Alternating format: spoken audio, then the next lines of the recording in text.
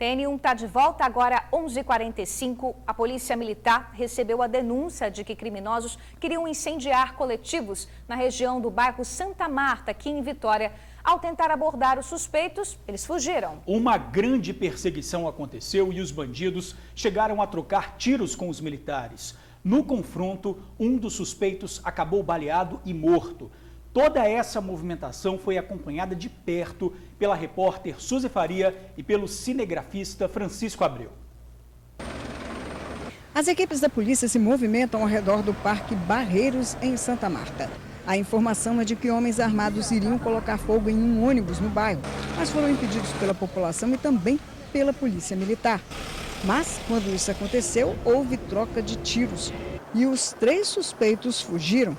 Guarda Municipal e várias viaturas da PM começaram as buscas, inclusive dentro do parque, para onde eles teriam fugido. Ali, houve mais disparos.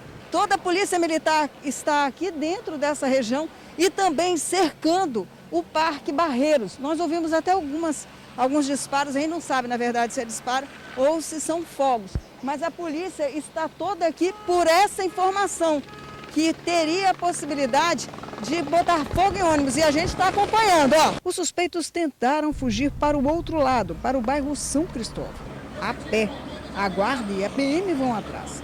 Nós acompanhamos os policiais e, de repente, ao subir esta ladeira do bairro São Cristóvão, mais disparos.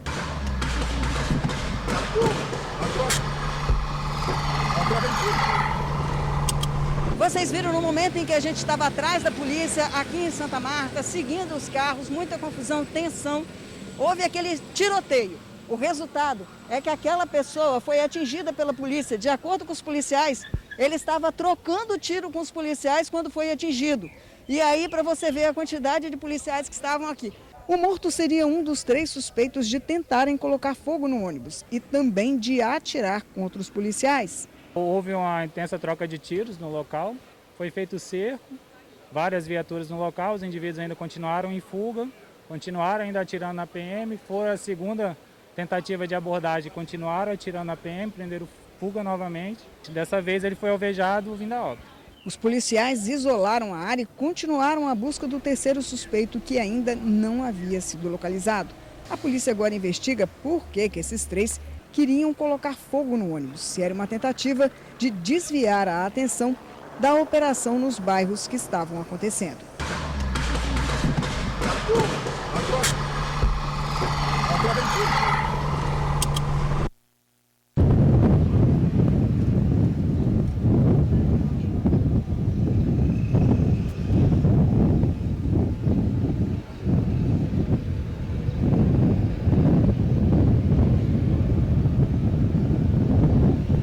George, Bruna, amigos do TN, pois é, vocês viram aí toda essa situação que nós flagramos com exclusividade hoje pela manhã. Foi uma situação extremamente tensa, porque nós estávamos seguindo as viaturas e não imaginávamos que essa situação iria acontecer. No meu caso, a preocupação era tripla: não atrapalhar a polícia, não morrer e tomar cuidado com a segurança dos meus amigos, o motorista e o cinegrafista, que estavam aí registrando tudo o que vocês acabaram de ver. De acordo com os policiais militares que estavam nessa operação, os tiros que foram disparados quando eles tentaram abordar o pessoal lá em Santa Marta, que tinha essa suspeita de colocar fogo em um ônibus, inclusive o policial me disse que eles chegaram a colocar jogar combustível no ônibus, mas foram impedidos pela população e por uma viatura que chegou quase em cima da hora. Os tiros que foram disparados contra os policiais chegaram a atingir a viatura de raspão. Eles tentaram descer ali para o Carandiru, não conseguiram, tentaram seguir a pé para o outro bairro, São Cristóvão. Foi aí que os policiais perseguiram eles. Mas naquele ponto que nós mostramos ali, todo esse tiroteio que vocês viram, 2 dos homens que estavam armados foram surpreendidos com uma viatura que subia do lado contrário para onde ele estava fugindo. Ele tentou encarar os policiais, mas vocês viram a quantidade de policiais, de viaturas que tinham ali, naquela região. E essa pessoa que morreu já teria sido identificada, mas até agora a polícia ainda não passou o nome dele para a gente. 2 outros foram detidos também. Agora, o tenente Suete, que é dessa ocorrência, que está à frente de tudo, informou que, na verdade, não seriam 3, seriam 4. E que esse 4º elemento teria fugido em um veículo que foi abandonado na Ilha das Caieiras. As informações são muito recentes ainda, já que esse fato acabou de acontecer. A polícia está investigando de onde são esses homens e por que eles queriam incendiar um ônibus ali em Santa Marta. No final de semana, nós tivemos muitos registros naquela região. Uma pessoa que foi morta próximo ali do cemitério de Maruípe, também teve outro alvejado na madrugada de sábado para domingo, no bairro Bonfim, onde também houve um confronto com a polícia militar. E mais uma pessoa que foi morta também lá no Bonfim, que teve pernas e braços quebrados. Não se sabe se é alguma retaliação por conta desses homicídios, desses crimes que aconteceram, ou se foi porque a polícia, hoje pela manhã, desencadeou aí a 12ª fase da Operação Caim, estando em bairros como Itararé, Bairro da Penha e também Morro do Macaco, ali em Taboazeiro.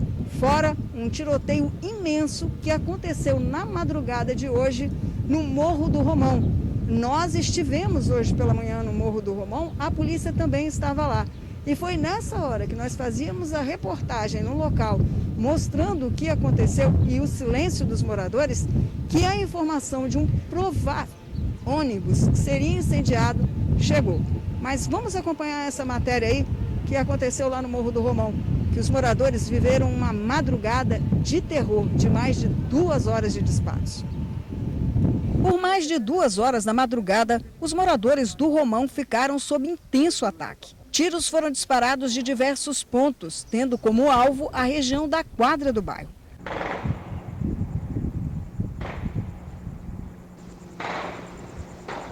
Várias casas foram atingidas e olha só a quantidade de munição recolhida no local. De acordo com os moradores, essa parte aqui da quadra foi cercada. Os bandidos vieram lá do alto, começaram a atirar lá do alto do mirante e também vieram pela Avenida Vitória por uma escadaria que dá acesso a essa região aqui. Foram muitos disparos, inclusive acertaram esse carro que vocês vão ver aí, olha. Esse carro foi atingido com disparos e tem muitas residências aqui que foram atingidas também. O CIODES recebeu diversos chamados de madrugada de pessoas apavoradas com disparos de fuzil, metralhadora, espingarda calibre 12 e pistolas. Por sorte, ninguém ficou ferido. O ataque, segundo o secretário de Segurança, seria uma tentativa de aliados do bairro da Penha tomarem o local. É que na semana passada, durante a 11ª Operação Caim, o líder do tráfico, Marcelo Celoca, foi preso pela DHPP de Vitória por envolvimento em um homicídio. Por isso, o secretário acredita que o ataque é uma tentativa da facção do bairro da Penha conquistar novos territórios no tráfico. Lamentavelmente, é a guerra do tráfico. Vocês acompanharam uma operação recente que a gente fez no Romão, com uma liderança muito forte presa. O irmão desse indivíduo tenta manter essa liderança, mas é a oportunidade também que seus rivais enxergam de tomar o ponto de venda de entorpecentes. Então é a briga por vender droga, é a briga pelo espaço mais rentável pela venda de entorpecentes. É o que nós assistimos, lamentavelmente, nesses números de homicídio no Espírito Santo e no Brasil. A Polícia Militar realizava patrulhamento na área para garantir a segurança dos moradores. Foram muitas chamadas, nós imediatamente deslocamos para lá o recurso que nós tínhamos disponível. Infelizmente não foi possível a prisão de nenhum dos autores, né, nem de um lado nem do outro, mas nós vamos manter o policiamento intensificado na região e é fundamental que a população, se puder nos ajudar, que denuncie pelo 181, tanto os traficantes da região do Romão, como também do cruzamento. Pois é, vocês acabaram de ver essa matéria lá do Morro do Romão, uma briga aí por mais pontos de tráfico que seria capitaneada, de acordo com a suspeita da polícia, pelo Morro da Penha. E tudo isso está acontecendo assim, bem no final de semana e depois da prisão de Marcelo Celoca, que era o chefe do tráfico de drogas ali no Morro do Romão. Mais uma vez, a Operação Caim, na sua 12ª etapa, cumpriu mandados de busca, apreensão e prisão em Vitória. Os bairros que estão na mira da polícia concentram tanto o poder de fogo como o tráfico. que resultam aí em ataques e homicídios na região.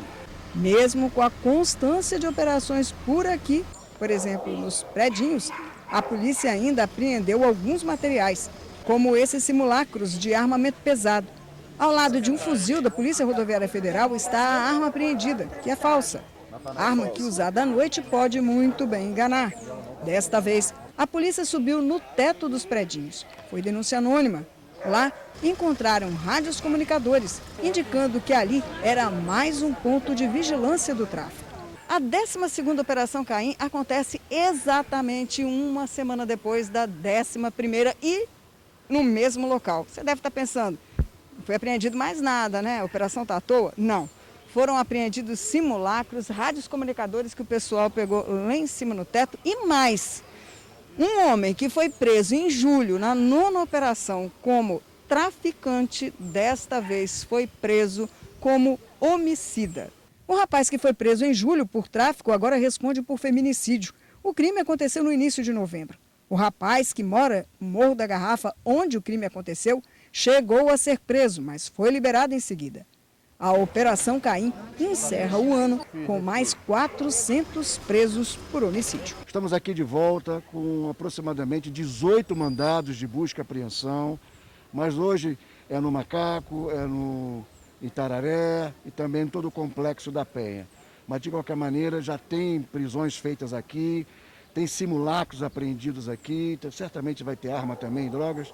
Enfim, nós estamos fazendo o trabalho, né, de buscar a paz social para essas pessoas de bem que moram aqui. Pois é, nesta operação foram pegas 5 pessoas, uma delas detida lá no balneário Ponta da Fruta, em Vila Velha. Todos foram trazidos aqui para a DHPP, onde estão inclusive alguns familiares dessas pessoas, aguardando por informações aqui da polícia. E para onde vieram também aqueles que foram detidos nessa troca de tiros lá do morro, lá do bairro Santa Marta e também São Cristóvão.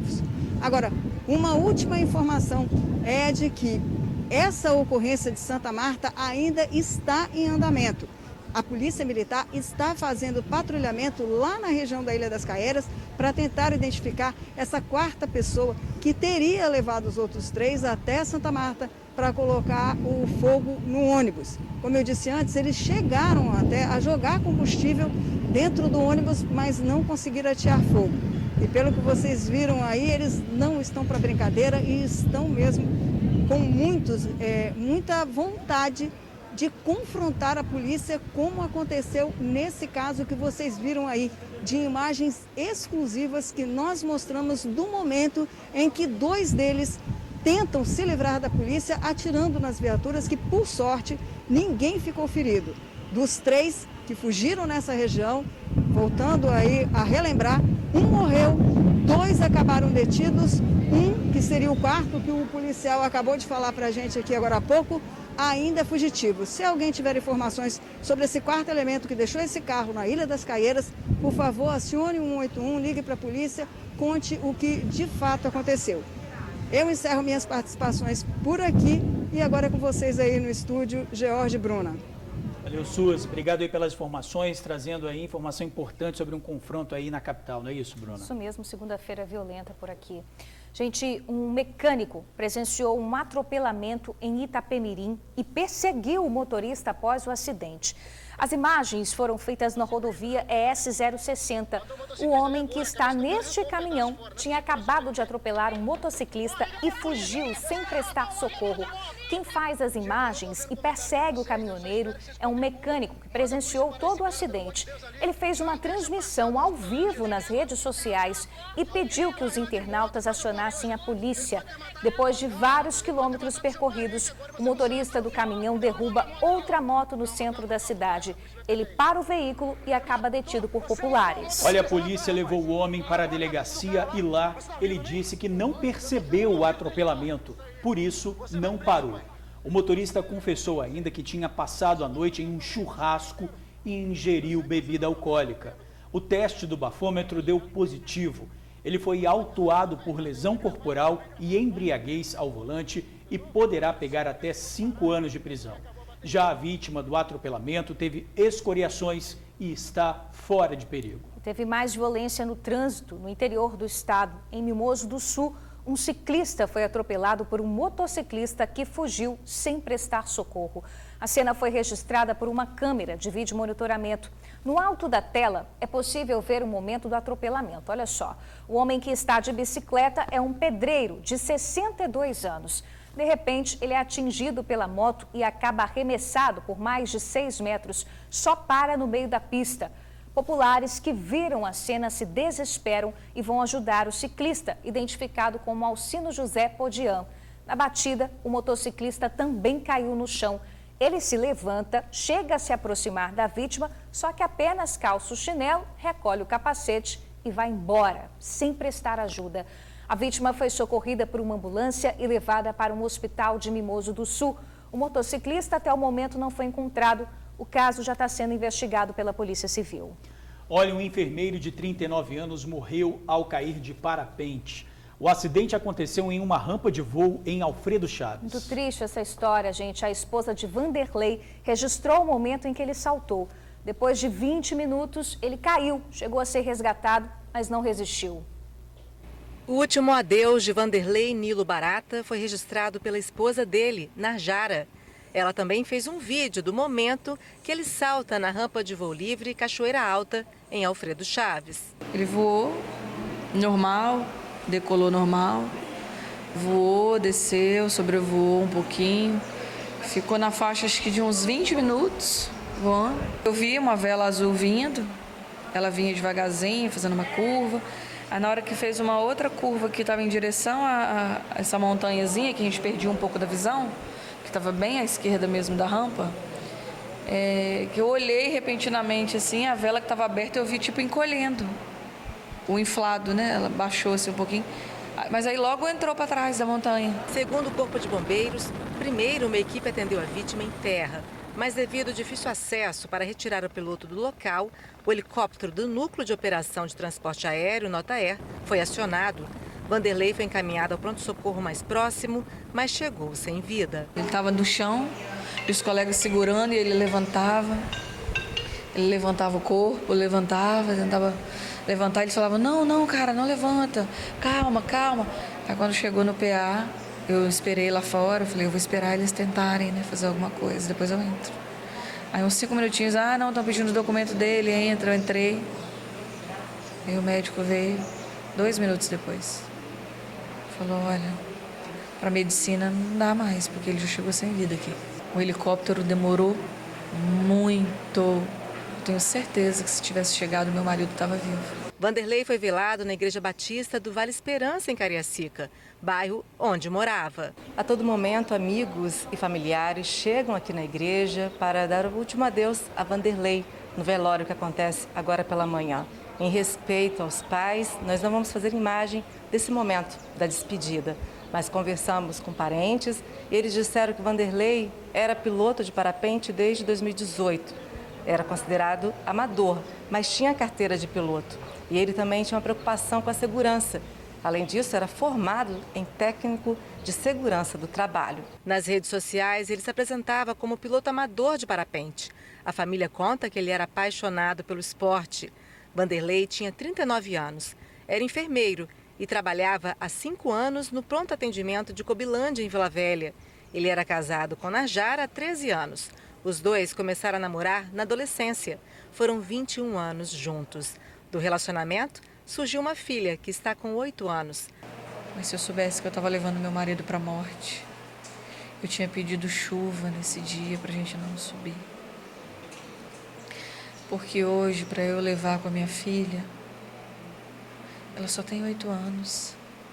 Ela é muito inteligente porque ela puxou totalmente ele. Ela falou, mãe, meu coração está partido, mãe. Ela falou, por que meu pai foi embora? Muito triste isso, hein? Olha, a Polícia Civil informa que o caso foi registrado inicialmente como morte acidental, mas as circunstâncias do fato serão investigadas por meio da Delegacia de Alfredo Chaves. Sobre a demora no atendimento, o Corpo de Bombeiros disse que o acionamento aconteceu às 9h54. A equipe se deslocou à região às 10h10 e chegou ao local às 11h05. A área é zona rural, de difícil acesso, com pouco sinal telefônico e houve a necessidade de indicação de populares para que a equipe conseguisse encontrar o ponto exato onde estava a vítima. Olha, na Serra, um suspeito de estupro foi amarrado, arrastado e espancado até a morte do bairro Jardim Carapina. A vítima é uma adolescente de 16 anos que estava embriagada e teria sido carregada pelo suspeito até uma casa onde foi violentada. Aurito Damascena Bananeira, de 54 anos, foi assassinado na noite de sábado. O crime aconteceu em Jardim Carapina. Aurito, que é pedreiro, foi espancado até a morte porque teria confessado que, junto com uma outra pessoa, estuprou esta jovem de 16 anos. O fato aconteceu na madrugada de sábado. Ela conta que voltava para casa com uma amiga e caiu nessa escadaria por estar alcoolizada. A gente bebeu muito, a gente estava bêbada. Aí eu caí da escada, minha amiga não estava conseguindo me levantar, ela foi chamar os meninos. A amiga com quem a vítima mora conta que foi buscar ajuda, mas quando voltou, a adolescente tinha sumido. Ela e um outro colega procuraram pela adolescente por cerca de 5 horas. Quando o dia amanheceu, eu encontrei esse rapaz, né, que eu tinha pedido ajuda e falei, hein, pô, velho, vamos me ajudar a caçar ela, porque eu não tô encontrando e tal. O último lugar que eu vi ela foi lá perto daquela casa que a gente passou. Aí a gente foi, e quando chegou lá, tudo tava trancado, era janela tudo trancado, é uma casa abandonada, não tem porta nem nada, é tudo trancado, cadeado. Aí a gente invadiu, pulou o muro e ele conseguiu abrir a janela, quebrou a janela e eu vi ela toda despida, sem roupa, apagada. Tava toda machucada, tava desacordada ainda, reclamando de muita dor, né? Depois chamamos a ambulância, ela tava toda assada, toda cortada mesmo, falando que feito coisa com ela que ela nunca tinha permitido que alguém fizesse. E estava chorando muito. As amigas e outras colegas vieram até essa região para procurar a menina. E acabaram entrando nesta casa que aparentemente está abandonada, mas não está não. Aqui mora pelo menos uma pessoa, um pedreiro. E lá dentro dessa casa, as meninas conseguiram encontrar a vítima de estupro. Estava desorientada, sentindo muitas dores e nua. Pois bem, ela foi resgatada e levada para o hospital. Mais tarde, o dono da casa acabou sendo pego. É justamente a vítima que nós mostramos no início da matéria. Ele estava aqui com mais uma pessoa, que os dois apanharam e bastante. Só que uma dessas pessoas se fingiu de morto, apesar de ter levado muitas pancadas na cabeça. E conseguiu sobreviver. Só que o seu Aurito, bem, ele foi amarrado, arrastado, espancado e deixado morto naquela rua que vocês viram. Aurito foi deixado amarrado e sem vida a quase 1 quilômetro de onde morava. A adolescente e a amiga não sabiam que ele tinha morrido. Elas contam que foram conversar com ele sobre o estupro e que Aurito e o colega teriam confessado o crime na frente de vários moradores do bairro. A gente conversou com ele, aí ele confessou. E aí depois eu peguei e chamei ela para me vir para cá, porque eu não estava aguentando mais ficar lá. Você não sabia que ele tinha sido espancado e morto? Tirado de dentro de casa, espancado e morto? Não sabia, não sabia. Eu acho que ele merecia sim, ele merecia. Porque não, tipo assim, eu posso me vestir do jeito que eu quero, ele não tem direito de triscar um dedo em mim. A vítima do estupro foi levada para o hospital e nem chegou a prestar queixa sobre o abuso que sofreu. O outro acusado do estupro ainda não foi encontrado. Olha, a polícia investiga o caso, mas até o momento nenhum suspeito do linchamento foi detido. O corpo da vítima foi encaminhado para o DML de Vitória. Gente, vamos mudar um pouquinho de assunto. Famílias de alunos da rede estadual vão receber cestas básicas. São mais de 115 mil. O repórter Felipe Chicarino vai mostrar como receber o benefício. Boa tarde para você, Felipe.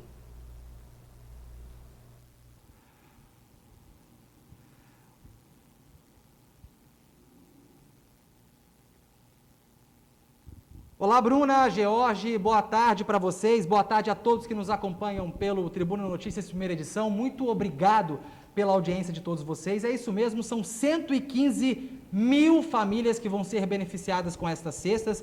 Mas, para quem está assistindo agora, saber se eu faço parte ou não dessa contemplação da cesta, né?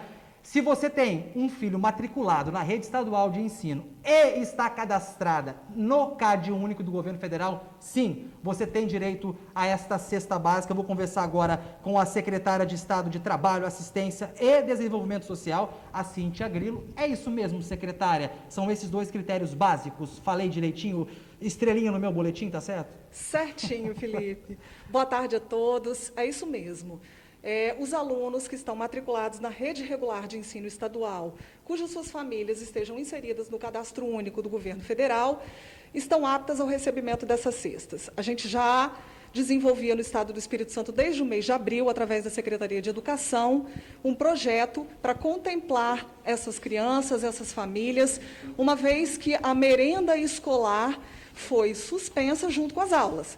Então, nesse período de suspensão das aulas, as famílias desses 115.240 alunos estavam recebendo essas cestas básicas. No momento onde as aulas voltaram de forma presencial, mesmo que de forma facultada, a merenda escolar retoma e retornam esses alunos para o recebimento dessa merenda normal. E a Secretaria de Educação ficou impedida, então, de fazer o fornecimento dessas cestas.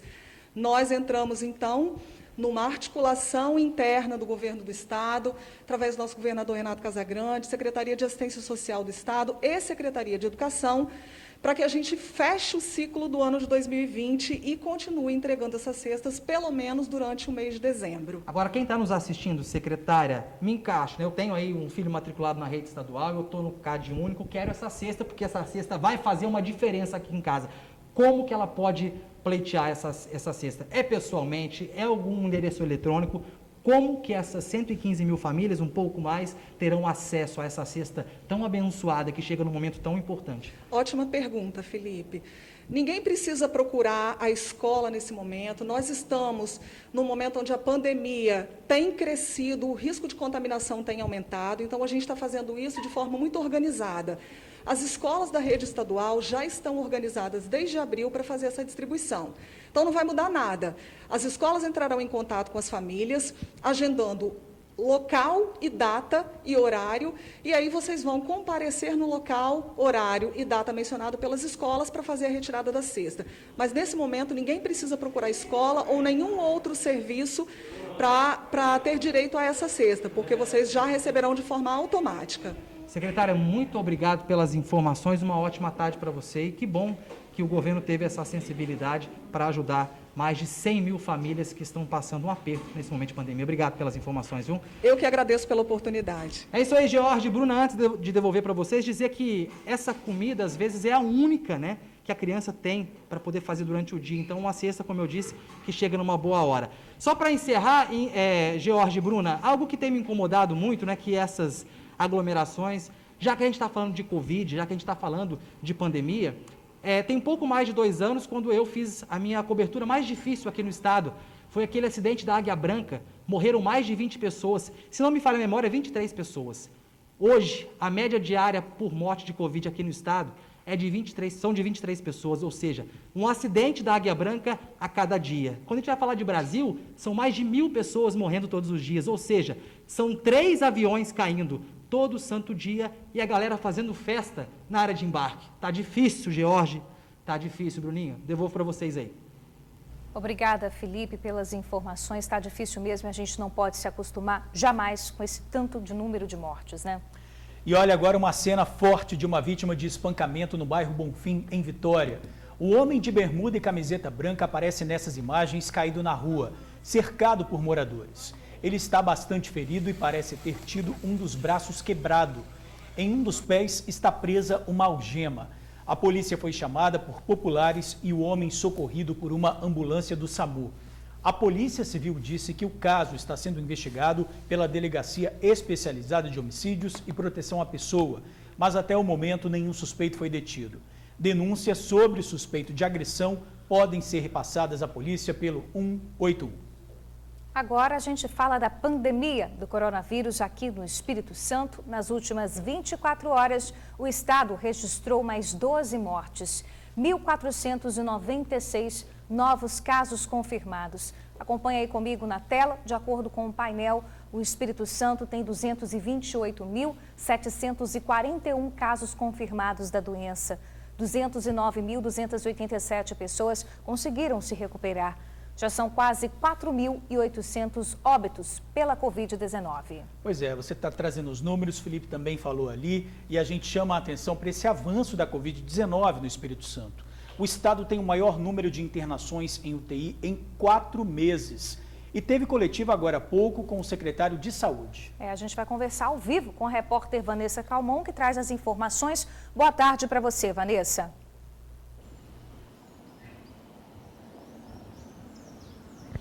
Ei, Bruna e George, boa tarde para vocês, para todo mundo também que acompanha o TN1. Um ótimo início de semana para a gente. Bom, é isso. Agora há pouco, terminou uma coletiva, então, com o subsecretário de Saúde, Luiz Carlos Reblin. Ele falou, na realidade, sobre a questão do inquérito sorológico escolar, que foi realizado um pouco antes do início das aulas e também durante o início das aulas presenciais. Bom, nesse inquérito sorológico escolar, pouco mais de 3.000 estudantes foram testados para a Covid-19. E o resultado foi que 11,1% desses estudantes, então, estavam de fato com a Covid-19.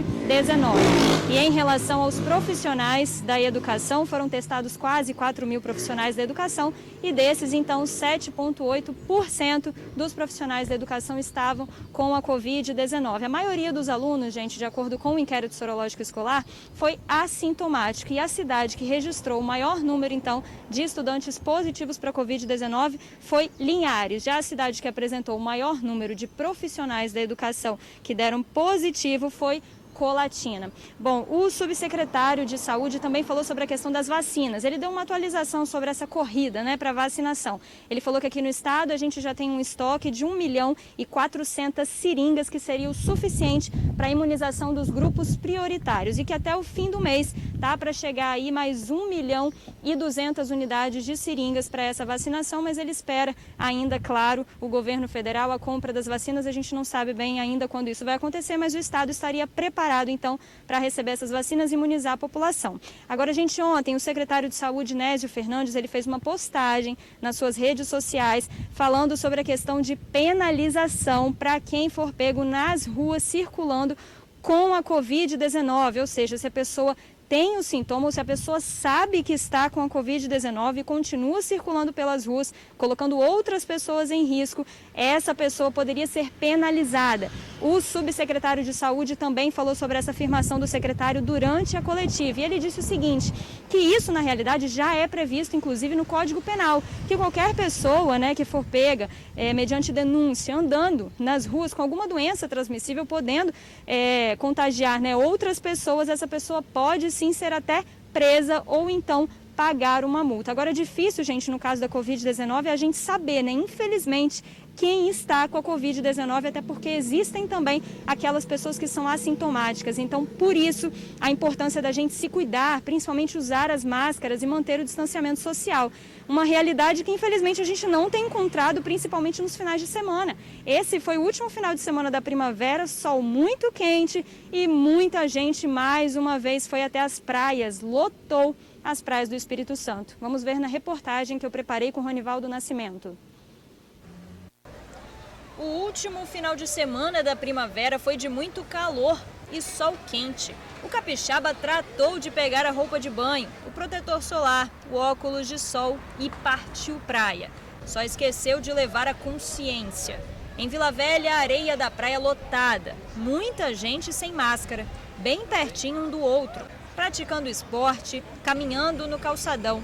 Nem parece que o município Canela Verde está em primeiro lugar no ranking do estado, com o maior número de casos confirmados e de mortes.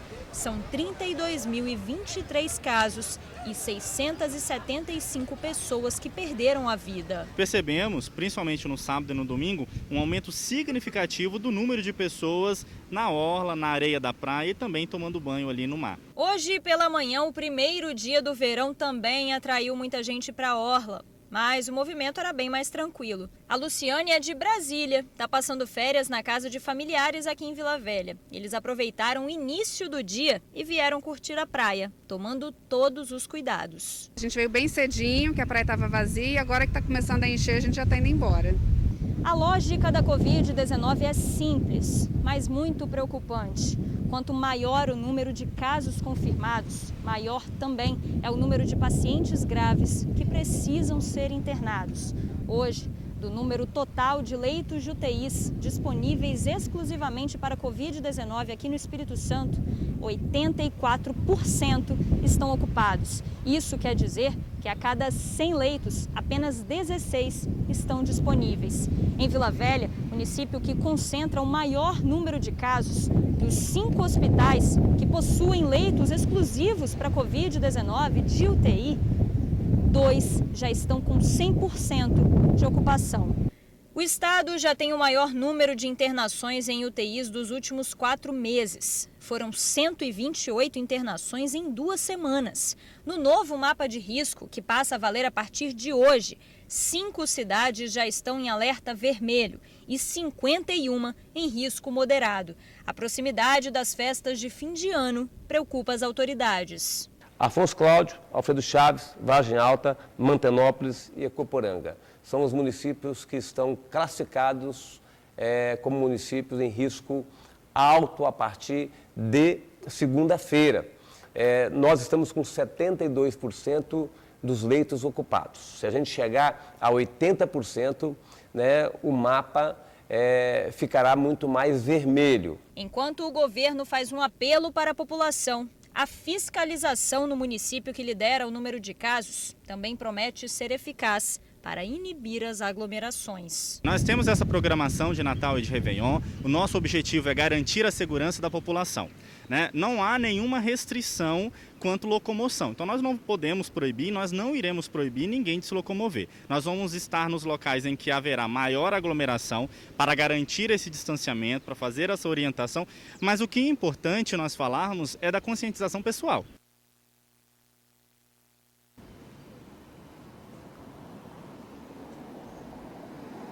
Pois é, gente, fim de ano diferente, mas cuidando de quem a gente ama, né? Eu volto com vocês aí no estúdio. Bruna, George.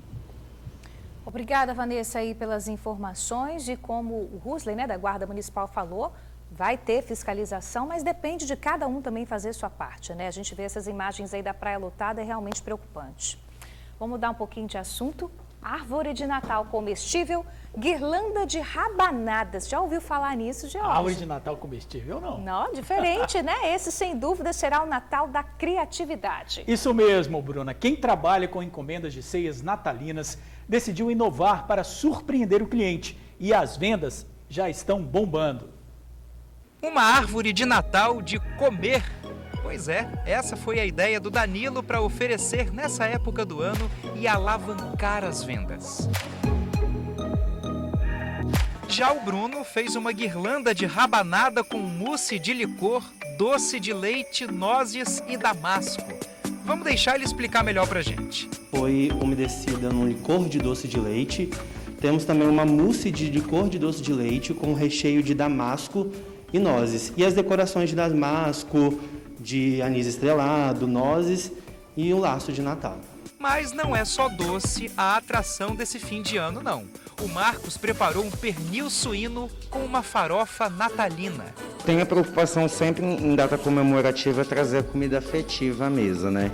Então eu fiz uma farofa, né, com farinha amarela, abacaxi caramelizado. E eu tenho um pernil suíno também, que ele é marinado, né, em 6 horas e assado a 180 graus. O Marcos e o Bruno trabalham com encomendas o ano inteiro, mas é justamente nessa época do ano que os pedidos bombam. Só para você ter uma ideia, a demanda deles chega a aumentar cerca de 80%. Aumenta 80% de venda, temos um giro bastante legal e novas pessoas, chegam muitos novos clientes nessa época. As pessoas decidiram optar por tamanhos menores das encomendas, porém a quantidade de vendas foi um pouco melhor.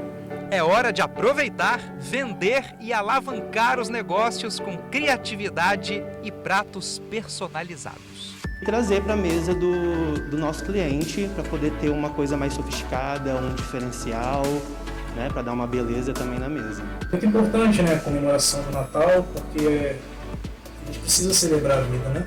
Por mais que a gente esteja passando por essa pandemia, é muito importante a comemoração, né? Trazer um pouco de fé para todo mundo.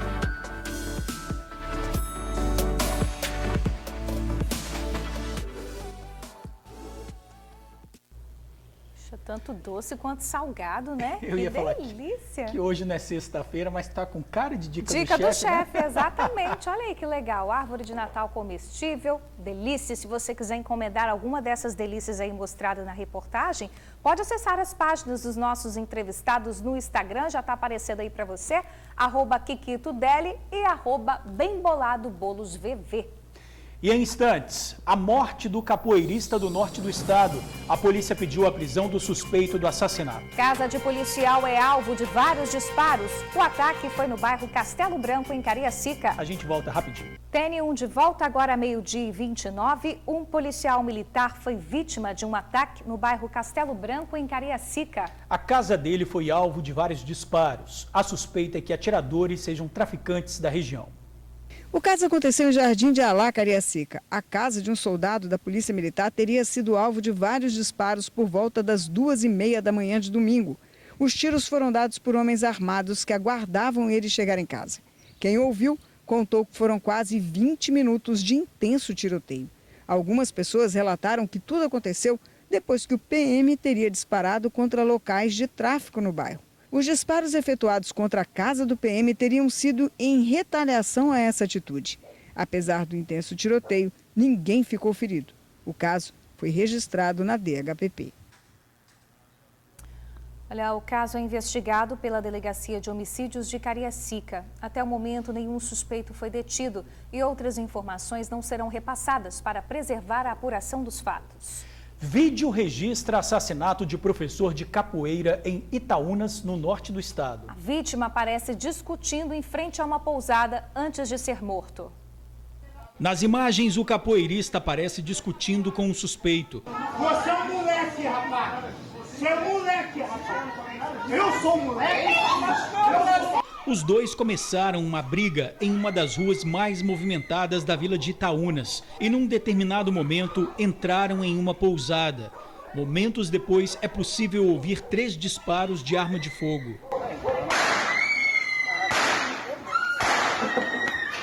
Policiais militares foram acionados para atender a ocorrência.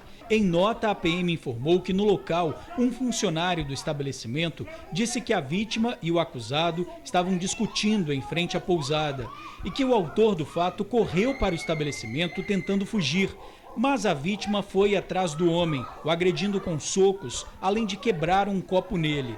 Neste momento, o indivíduo sacou uma arma e atirou contra a vítima, que morreu no local. A PM ainda informou que o suspeito de cometer o homicídio ligou para o CIODES para se entregar. Os militares foram até Itaúnas e levaram o homem à delegacia.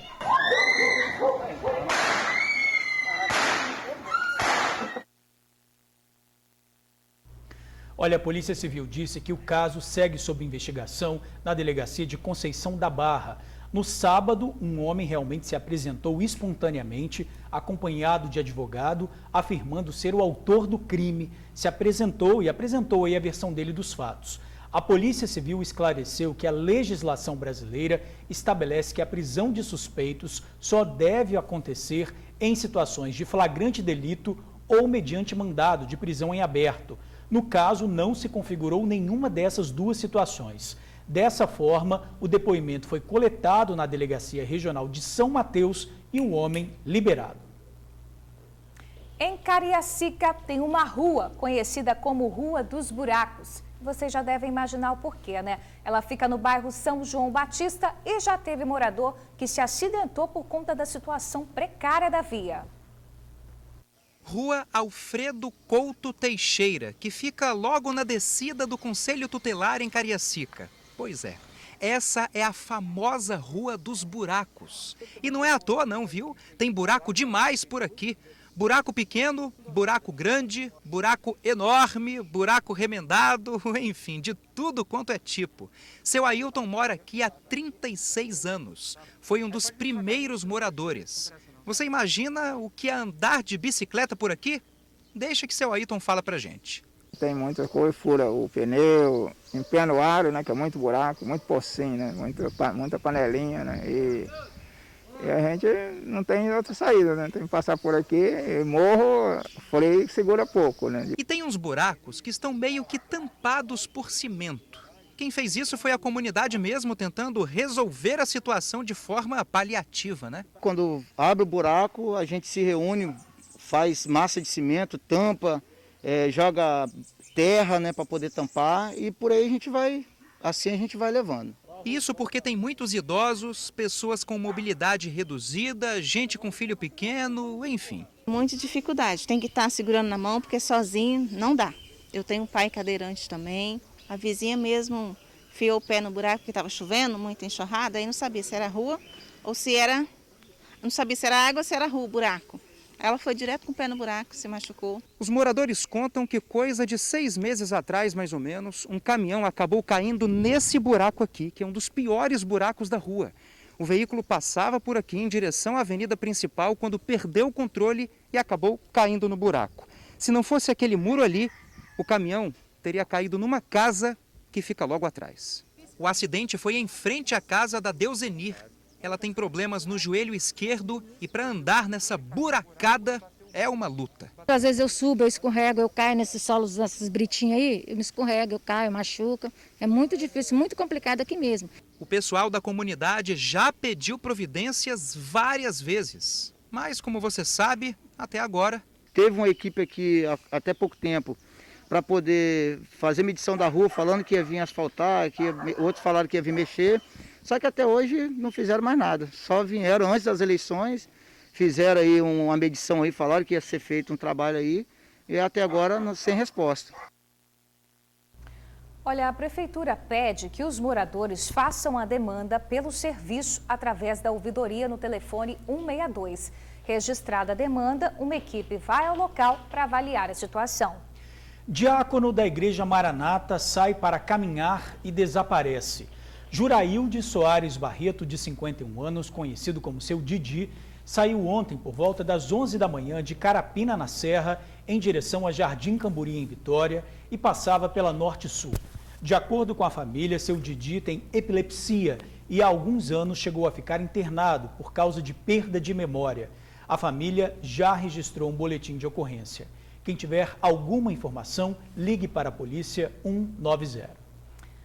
A seguir, você vai ver a caravana de Natal promovida pela Rede Tribuna. O espírito natalino ganhou as ruas de Vitória e Vila Velha com luzes e música. Muito lindo, né? A gente já volta. Estamos de volta e com notícia boa, hein? A bancária vítima da Covid-19, que passou por uma cesárea de urgência, finalmente recebeu alta. Thaísa Trabac Lacerda e o filho estavam internados na UTI desde o início de novembro. João Guilherme, de apenas 46 dias, também foi para casa ontem. Um presentão de Natal para toda a família, depois de 46 dias de luta da bancária contra o novo coronavírus. A gente deseja aí muita saúde para a Thaísa e para o João. Agora é só comemorar com a família reunida. Notícia boa, hein, Bom demais. E agora a homenagem da Rede Tribuna aos capixabas. É a caravana Natal Iluminado, que percorreu as ruas da Grande Vitória com mensagens de paz e prosperidade. Em tempos de pandemia, música e luzes para trazer acalento e um pouco da magia do Natal. O Natal Iluminado da Rede Tribuna foi um verdadeiro encanto. O show de luzes, que já é uma tradição por aqui, agora ficou itinerante, com direito a Papai Noel e companhia, levando a magia do Natal por onde passou. A 9ª edição do evento foi diferente esse ano.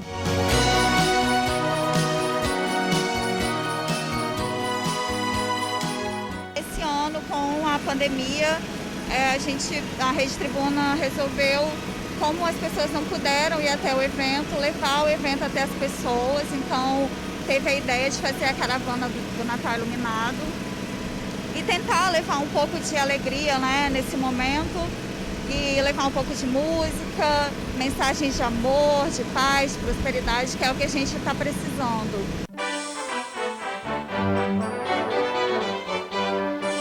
Antes de percorrer as ruas, deu tempo de tietar o Bom Velhinho. As crianças garantiram aquele registro com ele. Achei legal. Achou legal? Mas acho que quem curtiu mais, a pequena ou você? ela, eu acho que foi ela.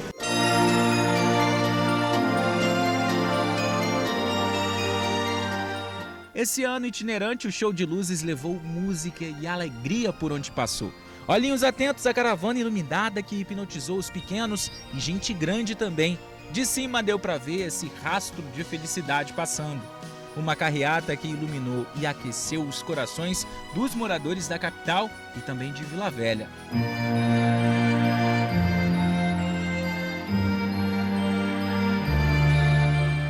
E a turma adulta entendeu o recado. Aproveitou para deixar aquela mensagem para você de casa. O Natal para mim é importante, muito de felicidade, entendeu? Que a pessoa também tem mais bondade, pensa mais no próximo. Nessa edição do Natal Iluminado, a magia continuou viva nos corações de cada criança, cada adulto, cada família que se encantou com esse show de luzes em formato de carreata. Eita, época boa, né? O Natal tá aí e a gente deseja que a esperança continue presente na vida de cada um. Jingle bells, jingle all the way. Oh, what fun it is to ride in a horse, horse, horse. Jingle bells, jingle all the way. What fun it is to ride in a horse.